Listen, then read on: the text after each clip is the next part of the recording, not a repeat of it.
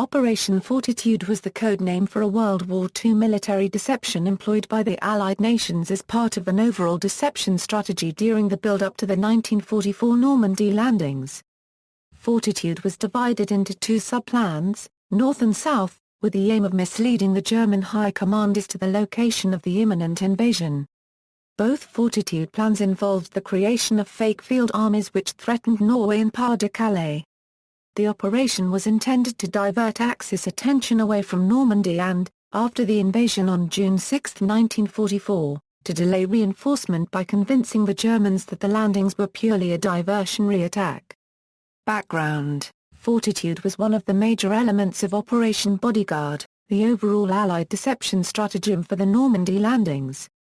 Bodyguard's principal objective was to ensure the Germans would not increase troop presence in Normandy by promoting the appearance that the Allied forces would attack in other locations. After the invasion, the plan was to delay movement of German reserves to the Normandy beachhead and prevent a potentially disastrous counterattack. Fortitude's objectives were to promote alternative targets of Norway and Calais. The planning of Operation Fortitude came under the auspices of the London Controlling Section, a secret body set up to manage Allied deception strategy during the war. However, the execution of each plan fell to the various theatre commanders. In the case of Fortitude, this was Supreme Headquarters Allied Expeditionary Force under General Dwight D. Eisenhower. A special section, Ops, was established at SHAEF to handle the operation. The LCS retained responsibility for what was called special means. The use of diplomatic channels and double agents. Fortitude was split into two parts, North and South, both with similar aims. Fortitude North was intended to convince the German High Command that the Allies, staging out of Scotland, would attempt an invasion of occupied Norway. Fortitude South employed the same tactic, with the apparent objective being Pas de Calais. Planning: Fortitude planning was ostensibly the responsibility of Noel Wild and his ops staff. However, in practice the work was shared between Wild and the heads of the LCS and B1A. Work began in December 1943, at first under the codename Messbot. Churchill judged this unsuitable and so the Fortitude name was adopted on February 18. Fortitude South, Wild's first iteration of the Fortitude South plan, produced in early January 1943, focused on the idea that the Germans would notice invasion preparations in the south of England. As such, it was suggested that the various special means be used to create the fiction that the invasion was aimed at the Pas de Calais sometime in mid-July. Once the real invasion had landed, 6 fictional divisions would keep the threat to Calais alive. The Fortitude South plan would be implemented, at an operational level, by the invasion force. The 21st Army Group under the command of General Montgomery. This presented a problem, in the form of Colonel David Strangeways, head of Montgomery's Air Force Deception Staff. Strangeways had, in the opinion of Ops. B.S. Christopher Harmer, the same arrogance as his commanding officer. More important, he held a low opinion of the London establishment of the old boys' clubs of Ops and LCS. Dissatisfied with the Fortitude South outline, he, in the words of Harmer, set out to ride roughshod over the established deception organization. Strangeways' criticisms highlighted that the plan aimed to cover the Allies' real intentions, rather than create a realistic threat to Calais. This was not the only issue, and Strangeways was not the only one to notice them. If the Germans were able to judge the Allied state of readiness in southwest England, then they would be expecting an invasion in early June, which left several weeks to defeat any bridgehead and turn to the defense of Calais. On January 25, Montgomery's Chief of Staff Francis de Gingen sent a letter to the deception planners asking them, amongst other things, to focus on Pas de Calais as the main assault. It was almost certainly sent at the behest of Strangeways. With these criticisms in hand, Wild produced his final draft for Fortitude South. In this revised plan, issued on January 30 and approved by the Allied chiefs on February 18, 50 divisions would be positioned in southern England to attack Pas de Calais. After the real invasion had landed, the story would change, suggesting to the Germans that several assault divisions remained in England ready to conduct a cross-channel attack once the Normandy beachhead had drawn German defences away from Calais. The plan still retained some its earlier form, most notably that the first part of the story still aimed to suggest an invasion date of mid-July. Strangeways was still unimpressed. He pointed out that convincing the Germans of so many fictional divisions would be tough, and even harder would be convincing them of Montgomery's ability to manage two entire invasions at the same time. Wild's plan outlined 10 divisions for the Calais assault, 6 of them fictional and the remainder being the real American V Corps and British I Corps. However, these corps would be part of the actual Normandy invasion, and so it would be difficult to imply Calais being the main assault following D-Day. Strangeway's final concerns related to the effort required for physical deception, as the plan called for large numbers of troop movements and dummy craft. Strangeway's objections were so strong that he refused to undertake most of the physical deception. A power struggle ensued, throughout February and early March, between Ops, B, and Strangeways as to who had authority to implement each part of the deception plan. Montgomery put his full support behind his head of deception, and so Strangeways prevailed. Finally, in a February 23 meeting between a force and Ops, B, Strangeways tore up a copy of the plan, decreeing it useless, and announced that he would rewrite it from scratch. The established deceivers were dubious about Strangeways' announcement, assuming he would resubmit the existing plan with some modifications. However, he duly submitted a rewritten operation which was met, in Hammer's words, with astonishment. Strangeways' revised Fortitude South invented an entire new field army. The first United States Army group was a skeleton formation formed for administrative purposes, but never used. However, the Germans had discovered its existence through radio intercepts. Strangeways proposed activating the unit, with a series of fictional and real formations, to overcome the problem of Montgomery handling two invasions. Moreover, he proposed that FUSAG should represent the main Allied threat to the Germans, which they would expect to land around Calais. Once Operation Neptune landings had taken place, this should be passed off as a diversion to distract German defences from the main attack by FUSAG. The new Fortitude South came with 6 subsidiary plans, Quicksilver I-6, with specific implementation details. Special means. For deceptions, the Allies had developed a number of methodologies, referred to as special means. They included combinations of physical deception, fake wireless activity, leaks through diplomatic channels, and double agents. Fortitude used all of these techniques to various extents. For example, Fortitude North relied heavily on wireless transmission whilst Fortitude South utilized the Allies' network of double agents. Physical deception, to mislead the enemy with non-existent units through fake infrastructure and equipment, such as dummy landing craft, dummy airfields, and decoy lighting. Controlled leaks of information through diplomatic channels, which might be passed on via neutral countries to the Germans. Wireless traffic, to mislead the enemy. Wireless traffic was created to simulate actual units, use of German agents controlled by the Allies through the double-cross system to send false information to the German intelligence services, public presence of notable staff associated with phantom groups, such as FUSAG, most notably the well-known U.S. General George S. Patton. Double agents, one of the main deception channels for the Allies were double agents. B-1A had done a good job intercepting all of the German agents in Britain. Many of these were recruited as double agents under the double-cross system.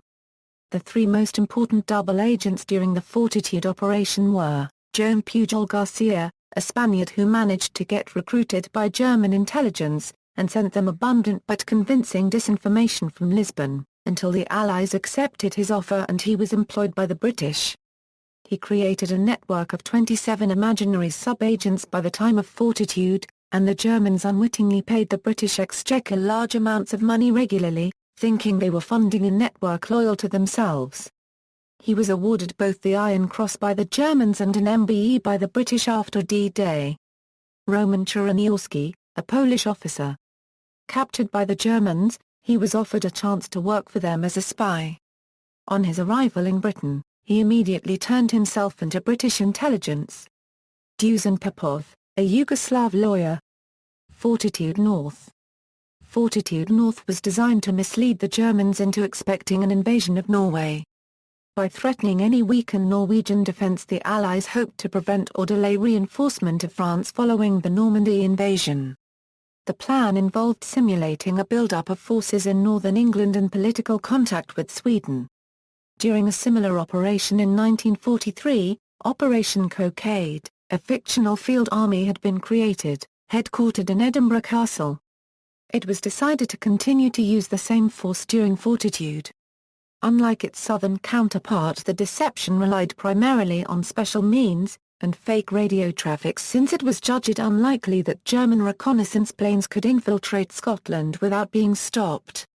False information about the arrival of troops in the area were reported by double agents Mutt and Jeff, who had surrendered following their 1941 landing in the Murray Firth, whilst the British media cooperated by broadcasting fake information, such as football scores or wedding announcements, to non-existent troops. Fortitude North was so successful that by late spring 1944, Hitler had 13 army divisions in Norway.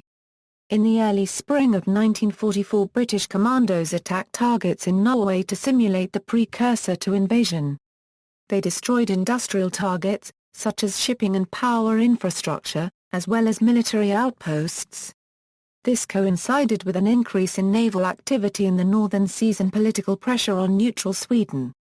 Operation Sky was the code name for the radio deception component of Fortitude North, involving simulated radio traffic between fictional army units. The program began on March 22, 1944, overseen by Colonel R. M. MacLeod, and became fully operational by April 6. The operation was split into 4 sections, relating to different divisions of the 4th Army, Sky I.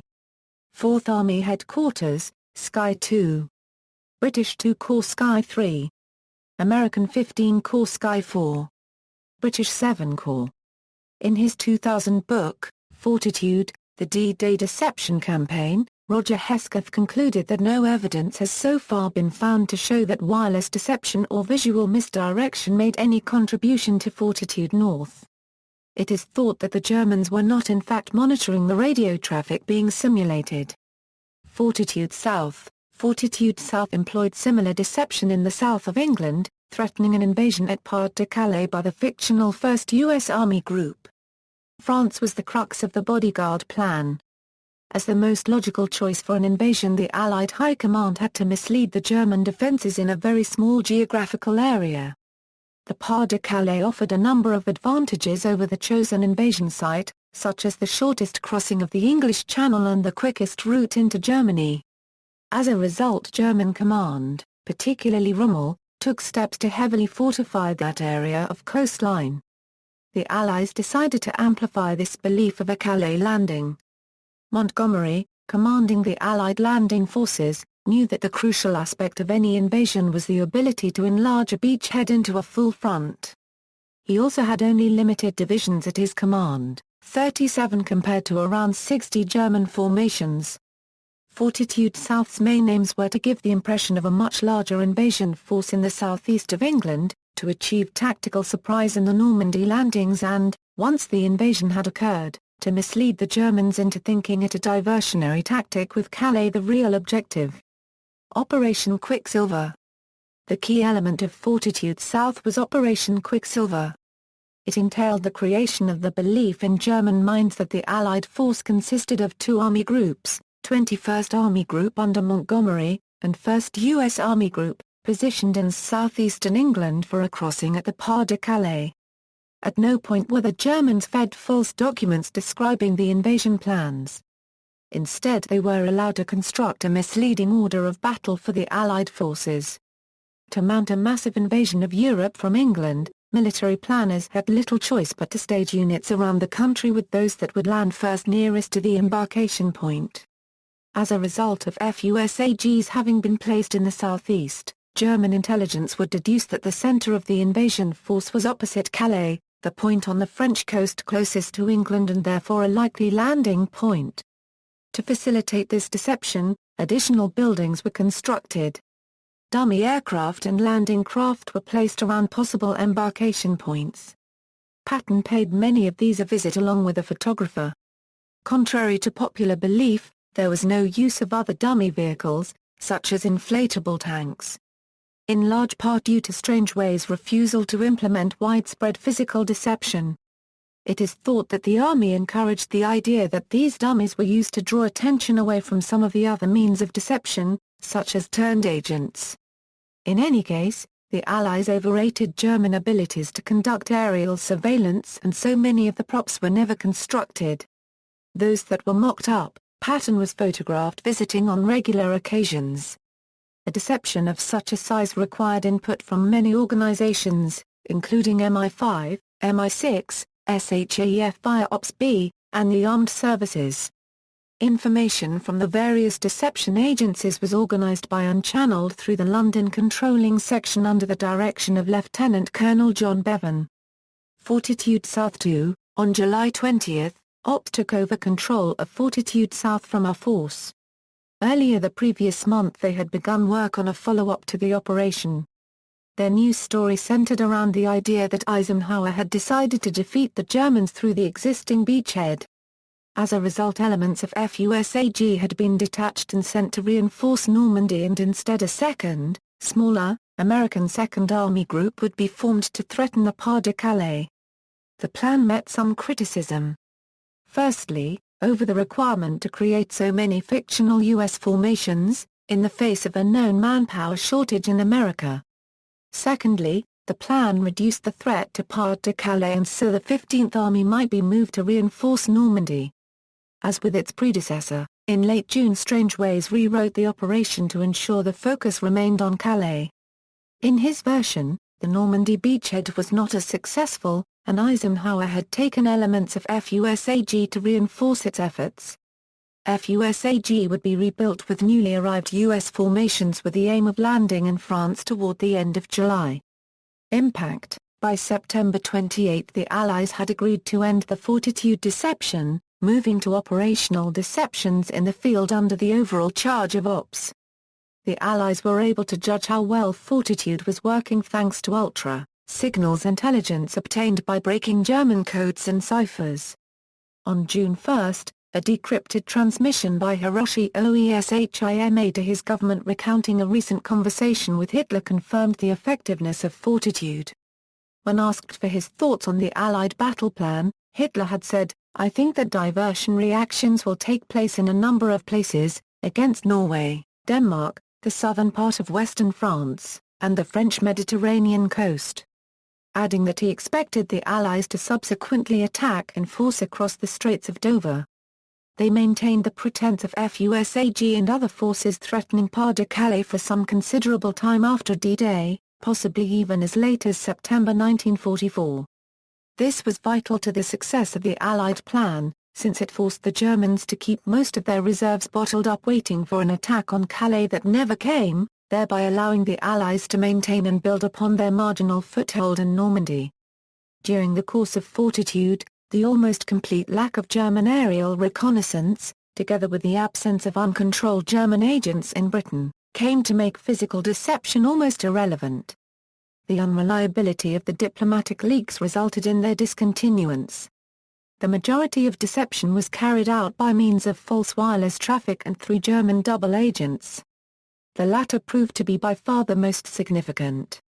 Reasons for success: some of the key reasons why this operation was so successful, the long-term view taken by British intelligence to cultivate these agents as channels of disinformation to the enemy. The use of ultra-decrypts of machine-encrypted messages between Abwehr and the German High Command, which quickly indicated the effectiveness of deception tactics. This is one of the early uses of a closed-loop deception system. The messages were usually encrypted by fish rather than Enigma machines. R.V. Jones, the Assistant Director Intelligence at the British Air Ministry, insisted for reasons of tactical deception that for every radar station attacked within the real invasion area, 2 were to be attacked outside it. The extensive nature of the German intelligence machinery, and the rivalry amongst the various elements. General George S. Patton was the leader the Germans feared the most and considered the Allies' best general, and the German High Command believed he would lead the attack.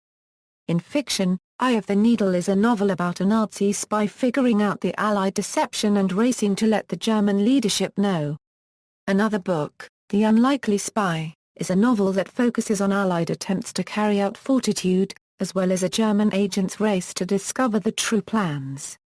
Blackout, as well as its sequel All Clear, is a novel about time-traveling historians who are studying the events of the Battle of Britain. One of the historians, posing as a contemporary British soldier, has been assigned to assist with Operation Fortitude.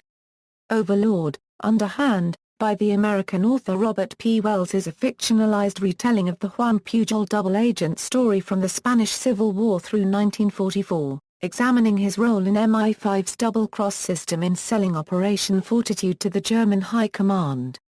ISBN 978-1-63068-019-0. Notes. References. Bibliography, Cave Brown, Anthony. Bodyguard of Lies, The Extraordinary True Story Behind D-Day, Beaver, Anthony, The Second World War, Delmer, Sefton, The Counterfeit Spy, Gorn, Jonathan, Ghosts of the ETO, Casemate Publishing, Havertown, Pennsylvania, 2002, Howard, Sir Michael, Strategic Deception, Holt, Thordeus, The Deceivers, Allied Military Deception in the Second World War, Harris, Thomas, Garbo, The Spy Who Saved D-Day, Richmond, Surrey, England, Public Record Office, 2000, ISBN 1-873,162-81-2, Hesketh, Roger. Fortitude, The D-Day Deception Campaign. Woodstock, New York, The Overlook Press. ISBN A1-58567-075-8. Latimer, John, Deception in War, Overlook Press, New York, 2001. ISBN 978-1-58567-381-0. Levine, Joshua, Operation Fortitude, The Story of the Spy Operation That Saved D-Day, London, Collins, 2011, ISBN 978-00-00-731353-2, Marks, Leo. Between Silk and Cyanide, A Codemaker's War 1941–1945. London, HarperCollins. ISBN A0-00-653063. Sexton, Donald J. Phantoms of the North, British Deceptions in Scandinavia, 1941–1944. Military Affairs 47, pages 109 114 doi, 10.2307/1988080. ISNA 0026-3931. External links, Royal Engineers and Operation Overlord Fortitude.